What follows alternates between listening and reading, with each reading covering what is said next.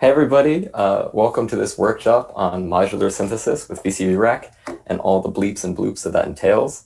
I'm Esparraguera. I'm a freshman here at Princeton in the computer science department. And before we start off, I'd just like to give a quick shout out to Studio Lab for kind of hosting these RadLabs. They're awesome. And to just let everybody know that if they are interested in interacting, asking questions, or just engaging more with the studio community, that they can just follow this link or Google Princeton Studio Lab to join the Slack and see everything that we're up to. So probably the first thing you're wondering is, what the heck is a modular synthesizer? So speaking generally, a modular synthesizer is anything that abstracts the generation of media, usually sound, but there are video synthesizers as well, which are really cool, and modulation across several different components to be routed by the user however they wish. In an audio synthesizer, an audio modular synthesizer, which is what this presentation will be focusing on, these connections are formed using patch cables, which are basically colorful little wires that come in all sorts of shapes and sizes. Now, modular synths come in two general classes: semi-modular, in which there's a pre-existing routing through all the components that can be changed by the user, but is kind of plug and play when you start. And examples of these include the Moog Mother 32 and the O-Coast, which are kind of modern examples, as well as classics like the Korg MS-20 and the ARC 2600. The other classification is a fully modular system, where all the components are separate and all the routing is done by the user. And the classic example of this is the Moog Modular, which is pictured to the right and above, as well as this presentation's focus, which is going to be the Eurorack format for modular synthesis. An example of which is the other picture in the bottom right. Now, there are many modular synthesis formats. There's Moog, which are still making these kind of really large modular systems, and tons of spin-offs like Buchla and FRAC. But Eurorack right now is kind of the dominant force, and it's also what VCVRack is based around. But what's the point? We have instruments, we know how they work, and they've served us well for many, many years. And the answer to that is complete audio freedom. Modular synthesizers, in letting us kind of reroute both audio signals, modulation signals, and really can allow us to basically control every single aspect of a waveform, of a sound, of a sample. And it allows you to make these sounds that really aren't possible on any other instrument.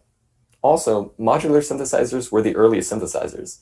The first synthesizers invented by Bob Moog and Don Buchla were modular, and it was only later into the 70s and 80s that we eventually saw kind of the keyboards that we recognize today. Modular synthesizers can cover all sorts of types of synthesis, from kind of subtractive, your classical East Coast synthesis, to more wild FM and wave folding, wave shaping, which is kind of referred to as West Coast synthesis. Also, there are modules for physical modeling synthesis, as well as granular, additive, and just all sorts of things. Modular synths can also be used for sample processing. Let's say you're not really interested in making electronic sounds, but you have a really cool, drum kit or field recording that you want to process and make something really, really new out of. Modular synths are great for that in ways that maybe modern digital audio workstations like an Ableton or Logic might be kind of limited on. Also, modular synths are great as an interactive performance tool because as a result of the way that you can kind of route signal through them, they can be used for sound installations, featuring like public interaction, or generative music that can kind of perpetuate itself without the interaction of a performer. So first, to kind of get a taste of the possibilities, here are a couple examples of Eurorack systems in action.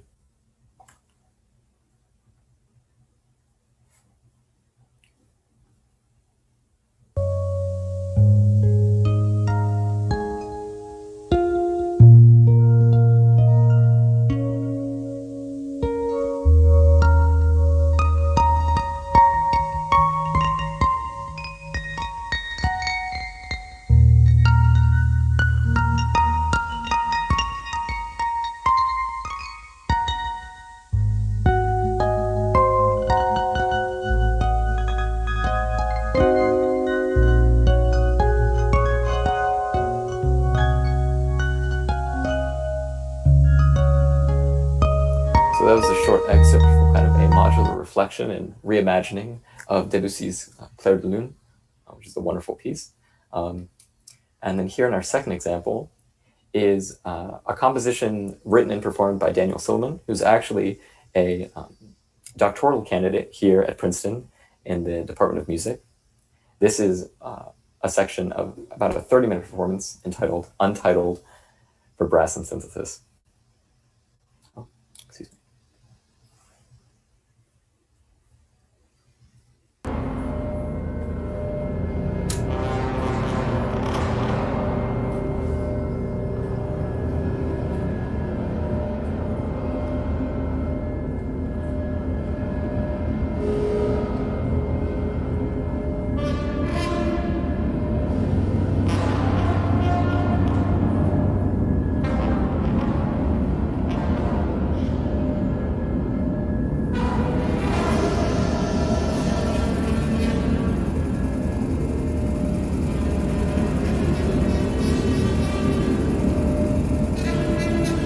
So this piece was actually performed here at the Princeton Chapel on campus.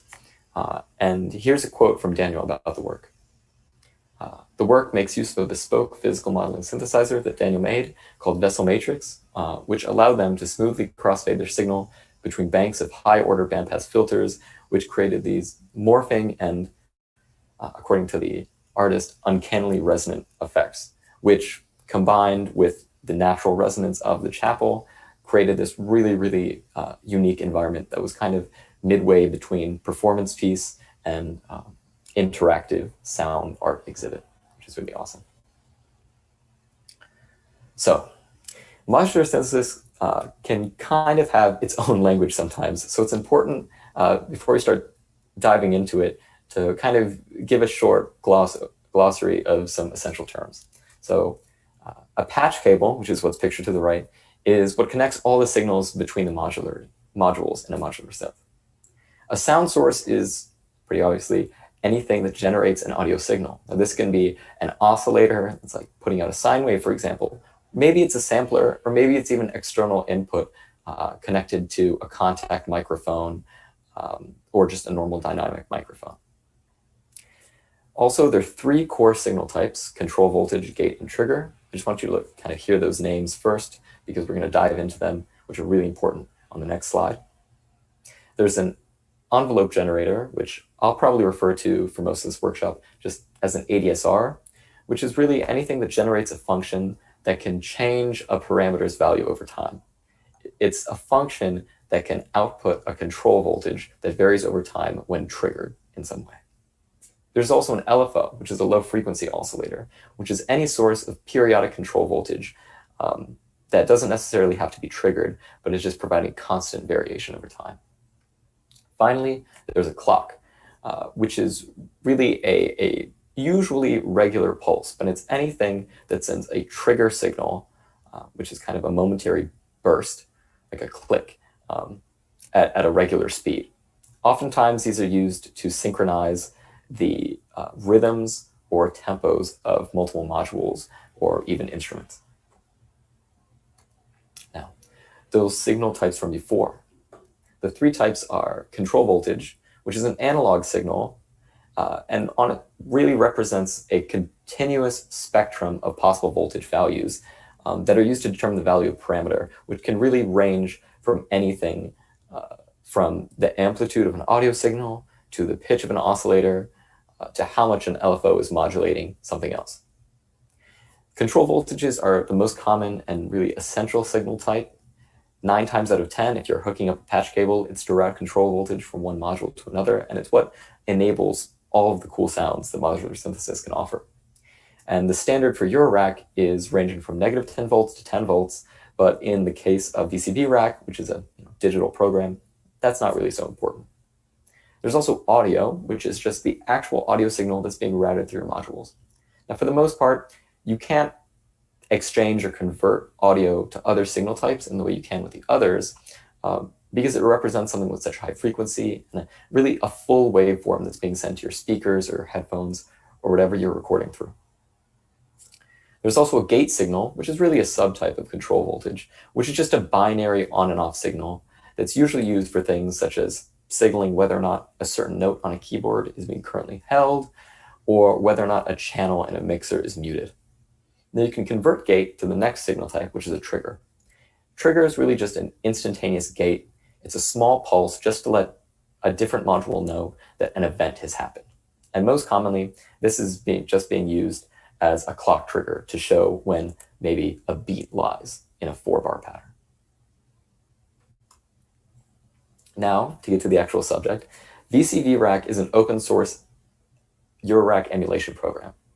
Now, what this means is VCVRack is completely tied to the limits of the Eurorack physical format, but without any of the actual performance limits that might entail. So what that means is the pros are that it's affordable.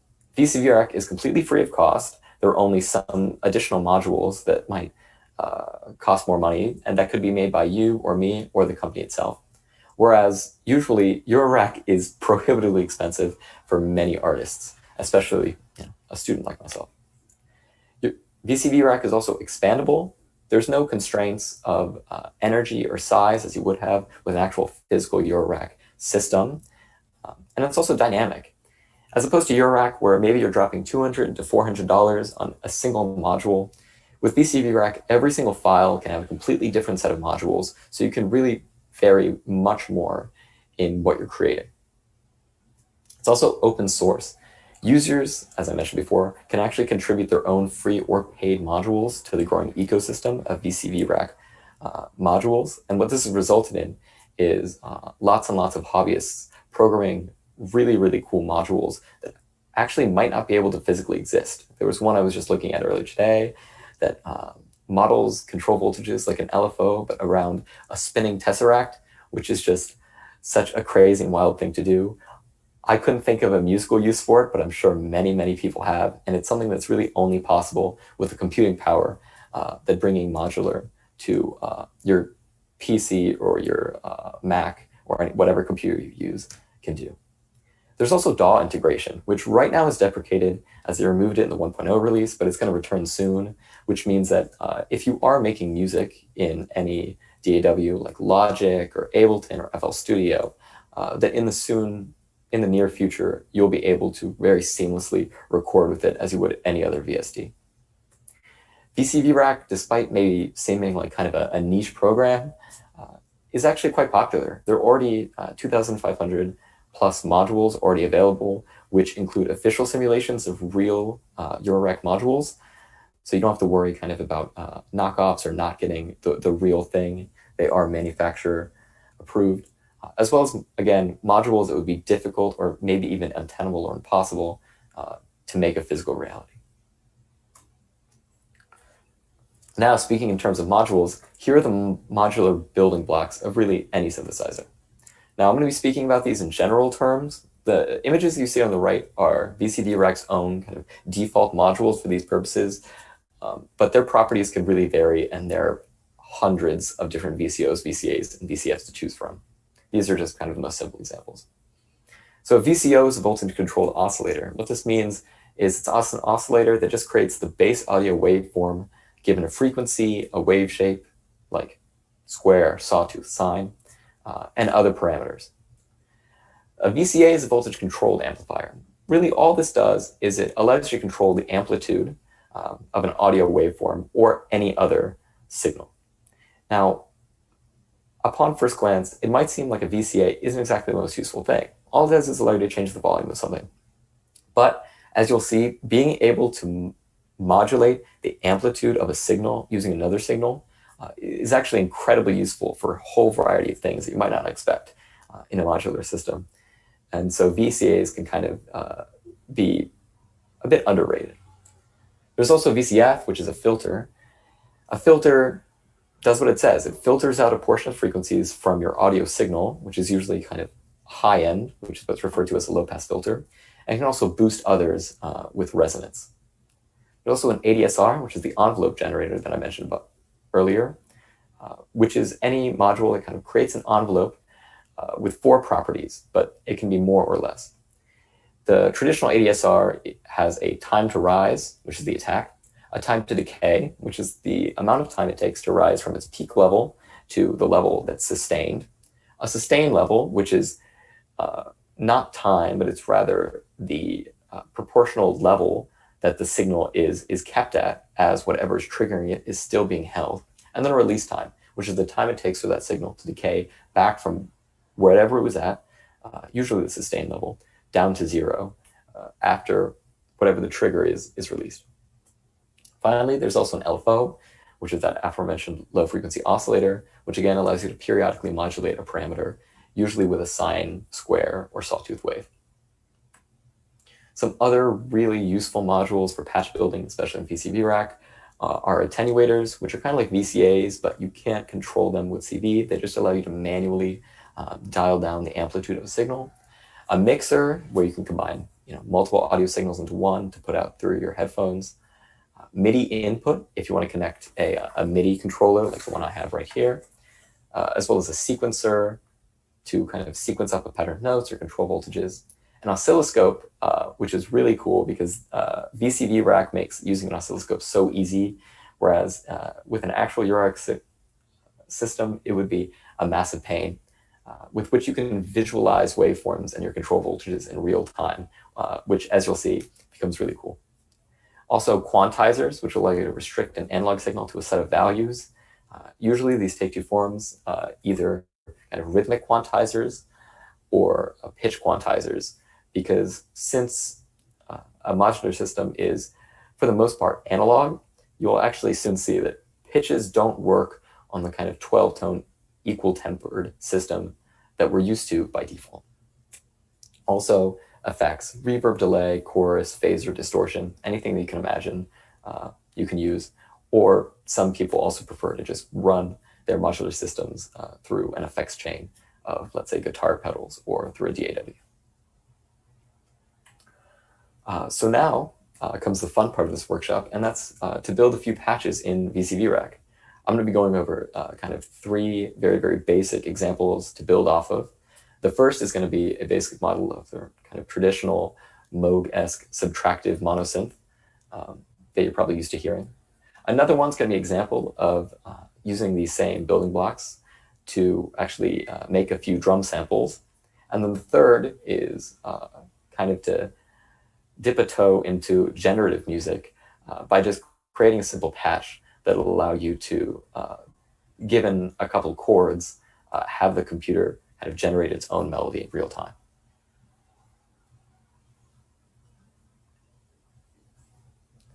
So here, moving into VCVRack, we have the array of modules that I've prepared. Now, this is fairly similar to what's actually going to be the default when you open up VCVRack, because they're kind of things that you can't really have a modular system without. A quick note before we start, though, is that this right here is VCVRack's audio module, which is what's going to be outputting to the output of your computer. If you're on Mac, you should be using Core Audio. And just a note for those using Windows, that if you don't have your own external audio interface, it's a good idea to avoid kind of issues of delay or distortion or audio signal getting lost to download ASIO drivers. They're going to be really helpful for anything audio related that you do on your computer. And at that point, you'd want to click here and change which driver you use. So right here, there's no sound that's being output because nothing's connected. This is what I meant about a fully modular system, is that without patch cables, nothing is happening. There's no audio being sent. There's no control voltage being set. It's really just static. But you'll see that they'll change really quick as you start putting in our first patches. Now, in VCVRack, it's really easy to create patch cables. You don't have to, buy a set of 20 or anything like that. You just click on a node, drag, and drop. So we'll start off by wiring our VCO. Let's start off with something like a sawtooth wave. I'm going to be dragging this into the input of my mixer, just so I can kind of control the level here. And I'll be putting this out to the left and right channel. You can see it's very bright, it's very buzzy. It's just a pure saw wave. There's nothing happening there. So instead of routing the saw wave straight to my mixer, I'm going to route the output from this VCO into this filter, and then LPF is going to stand for that low pass filter output. And in general, audio outputs are marked black in VCVRack. And put that into the input of my mixer. And let's hear what it sounds like now. It's kind of muted. And here, this right here is the cutoff frequency of this filter, which is the point at which, above which, the high frequencies are dampened really, really strongly. So you can see as I bring this upwards, the sound's going to get brighter and brighter and brighter, and lower, and darker and darker and darker as I decrease this. So I'm going to mute this for now, because right now we just have a static symbol. A static sound. So you'd probably like something that you can control the pitch of, and if you have one, with a keyboard. So what I'm going to do here is route some control voltages from this MIDI CV module, which is receiving the input from my MIDI keyboard. Now the standard in Eurorack is that 1 volt is equal to 1 octave. So if I provide 1 extra volt of control voltage, whatever pitch I send through will be shifted up by 1 octave. So here I'm going to connect the volt per octave of my keyboard into the volt per octave of my oscillator, and that's going to establish pitch. So now we can hear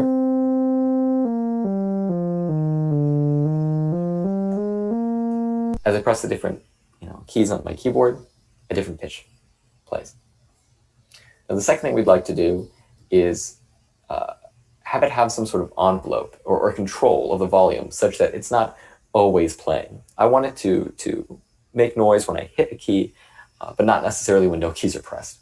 So what I'm going to do in this case is route my gate here to the control voltage of this VCA, meaning that, as you can see right here in the meter, whenever I press a key, the volume is going to shoot up straight to 100%, and when I release the key, it's going to go off. So now I'm going to put the audio from the filter now through my VCA, and then out into my mixer. So now when I press a key,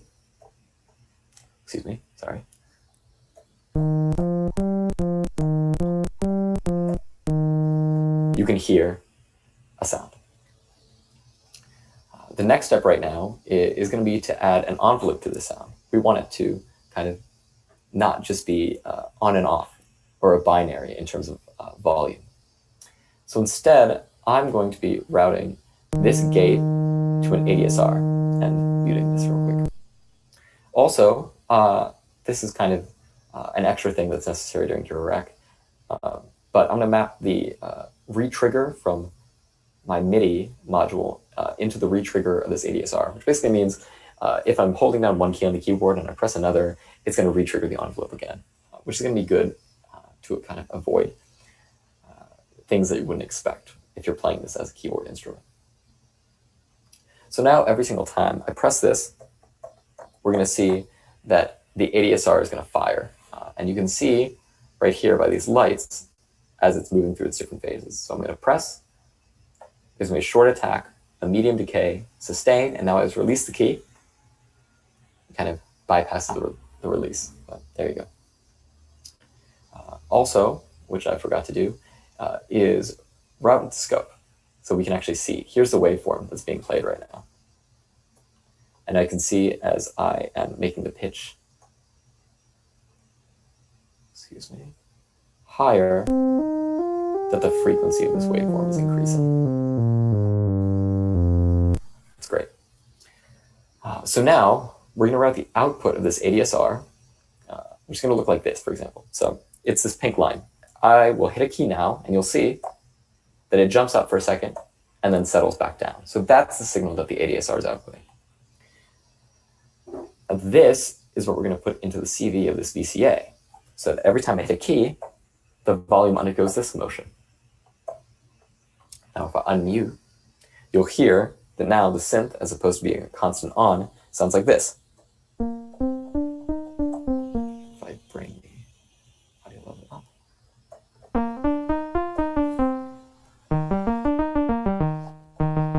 It's good, it's kind of plucky.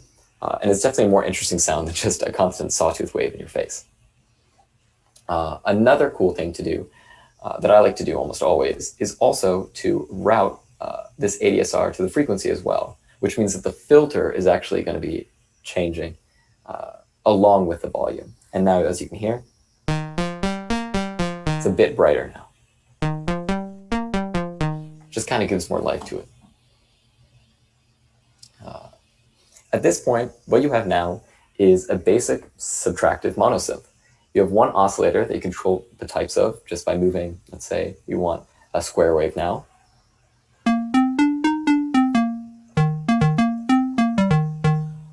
Or, for example, a sine wave.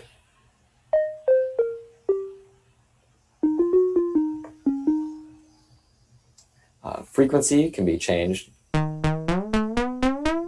you want to retune it, but I like to keep it at its default just so it's an A440, just like a normal piano keyboard.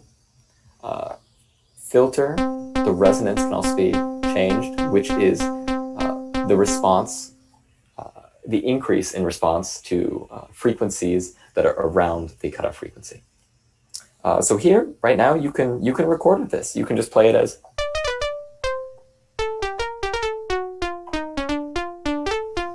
a keyboard.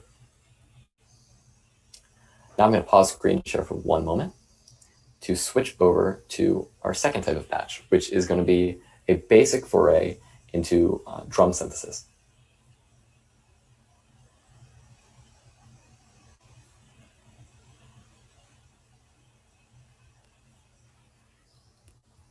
Right here is a similar looking setup. And as you can see, what we're going to do is simply change the way that we route these components, these modules, and you'll see a massive difference in the amount of sounds in the types of sounds that we're able to generate. So right now, we're going to first route, again, from volt per octave, our gate to our gate, retrigger, retrigger, all the standard things. I'm just going to do this very quickly.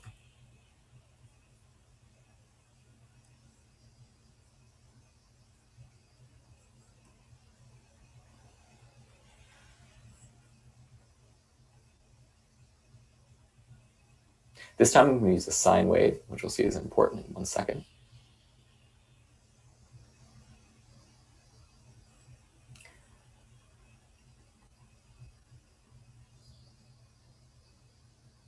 I'm wondering why we can't hear. Oh, that's why. There we go. So here's our sine wave.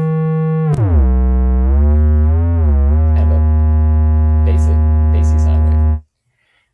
Now the trick here with a kick drum is to use the ADSR not just to modulate the amplitude, but actually to modulate the pitch. So what we're going to do here is first connect the ADSR to the VCA. So now every single time I press a button on my keyboard,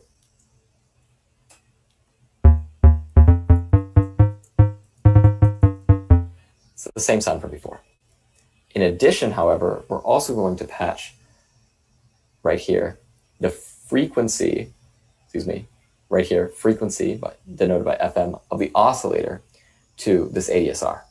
So what this is going to allow us to do is right here with this, control the extent to which this envelope is going to be changing the frequency of our oscillator. So right now, if we set to just a small positive value, you can hear that every single time I press, it's kind of a laser sound because the pitch is just following the envelope going straight down. If you dial it just right, however,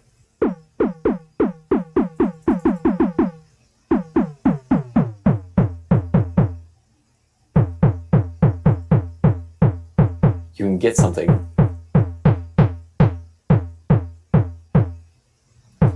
that resembles a kick drum.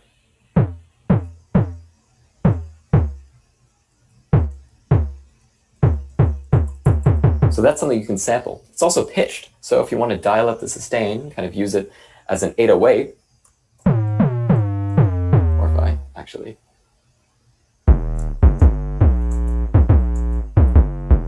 you can also do that as well. So that is kind of a simple way to make a kick in VCVRack. If we migrate over, here's a completely different use of the same types of modules.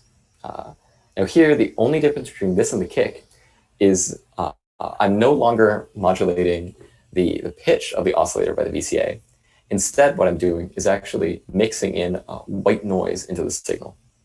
So as you can see, the path of the audio is out from the VCO and out from the white noise generator. Both of those have their filters and their amplitudes modulated by this ADSR envelope, and then they're mixed together. They go into the oscilloscope, into the mixer, and out. So here's an example. Oh, excuse me. All right.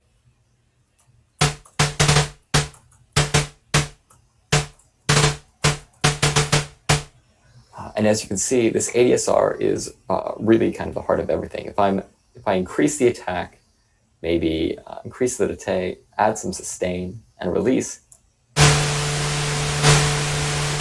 it's nowhere near a snare. But if you just dial in the value, it's just an example of what you're able to accomplish with just changing a few kind of control voltages. And of course, you can also pitch it up. I did add a fundamental frequency to this one. If you weren't interested in kind of having pitch along with your snare, you could always just get rid of this and just use a white noise generator. Also in this case, to make it a bit more punchy, you can see here in the filter, I'm actually not using the cutoff frequency at all. So it's not filtering any signal though. Instead, what I'm doing is using this drive knob to saturate the signal. Without it, you can hear it really does sound like white noise, but if you bring it up a little bit, it'll saturate the signal just enough to kind of give it a more physical snare drum quality. The third example of a sample patch we're going to create is probably the most complicated, but it's in my opinion the coolest and what makes modular synthesis really awesome and unique. And what it is a very, very simple kind of generative patch. So right here, as you can see, there's actually no MIDI module at all, because the whole point of this is that the user is not going to have any kind of keyboard input. It's just going to generate this sound and these notes on its own. So to start off, I'm going to just route this VCO straight in here to this Spring Reverb module, which I download for free. As a quick note, the way that you download modules for VCVRack is super easy. All that you do is you go to whatever web browser you use, go to VCVRack.com, you log in, click on a module, and simply click subscribe right here. And then the next time you boot up the program, it'll be available for you to use. It's really great. It's really easy. So heading back to VCVRack, we can see here that right now I just have this sine wave that's being output to the Spring Reverb. Now I'm going to take this mix, run it through my mixer.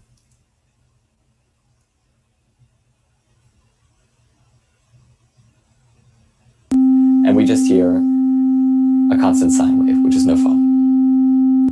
So a fun thing to do, and this is using a different feature called sample and hold.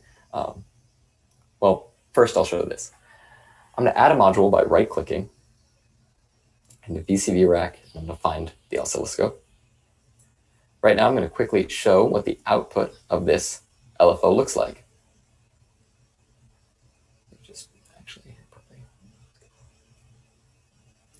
So it's about a few times every second or so, just going up and down.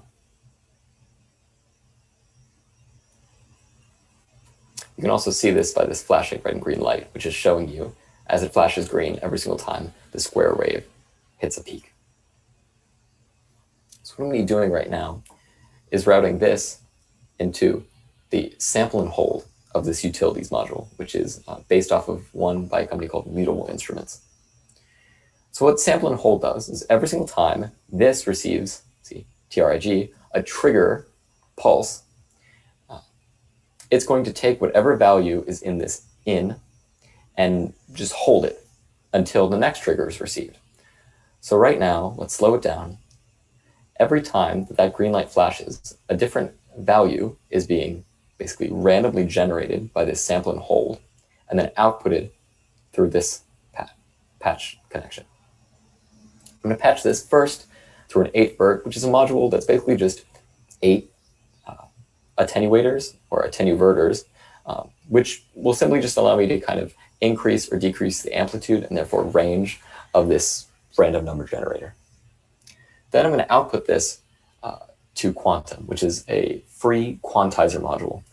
This is what I meant about pitches being completely kind of freeform, and is that if I don't route through this quantizer and I just put this straight into the frequency of my VCO, what you're going to hear is, as we said before, a random pitch every single time this trigger is sent. However, these random pitches are truly random in that there's not, a C3 here and then a G sharp. Rather, they're just completely random Hertz values. And the way you can fix that is by quantizing them to a set of pitch classes. The way we do that is we'd route this random signal into Quantum, which is going to quantize it according to whatever piano keys you have selected here, and then output that into the VCO. Now, if we make the reverb dry, you can hear that right now the only notes that are being played are C's, E's, G's, and A's, which I programmed just to kind of play an A minor 7 chord. So this frequency of this LFO right here was what was sending those trigger signals. So effectively, this is the BPM of our randomly generated melody. So if we turn this up, we can have it generate more pitches.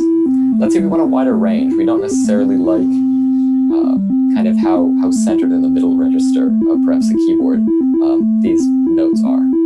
What we can do then is increase the amplitude with the attenuator of the control voltage that's being sent for pitch. At that point, dial in some reverb.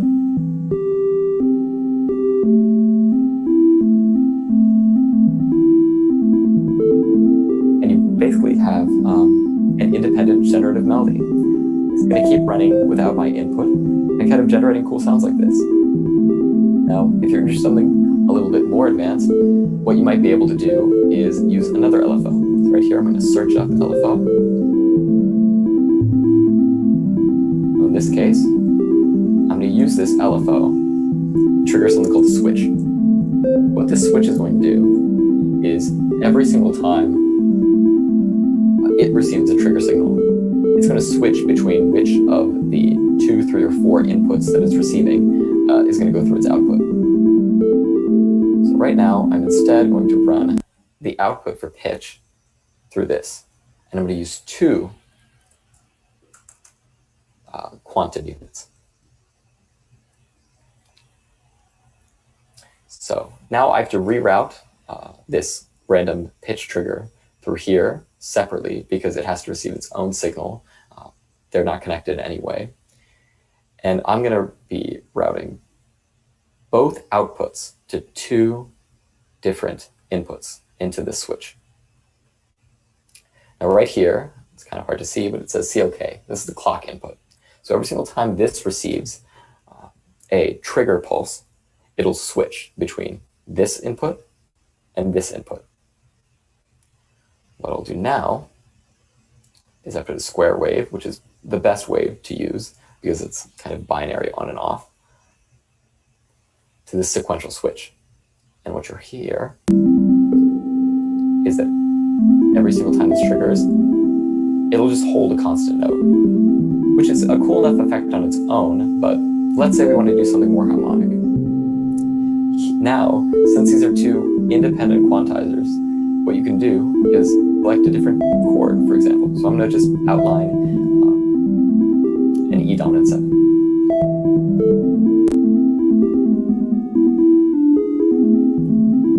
So now, independent literally every single time this LFO triggers, which you can see right here, it's going to switch chords. And so this is a really, really simple way of introducing maybe harmonic motion into what would otherwise be a static generative patch. So using this now as background music, this kind of concludes this presentation, kind of basic foray into some interesting uses of modular synthesis. Thank you all for coming and staying with me and kind of watching this little experiment. And if you're really interested in modular synthesis, I'd really recommend just downloading VCVRack. It's completely free. It's a super fun toy, even if you're not interested in recording music with it. And it's just a lot of fun. If you're interested in more resources, I'd recommend Andrew Huang's YouTube channel. He has some really great beginner videos about modular in general. Also, Omri Cohen, who has some great VCVRack specific tutorials, as well as VCVRack's module manuals, and Lander, which is a website blog all about music production and synthesis. So thank you for coming to this RadLab, and from now on, I think I'll just be answering a few questions from the Slack channel.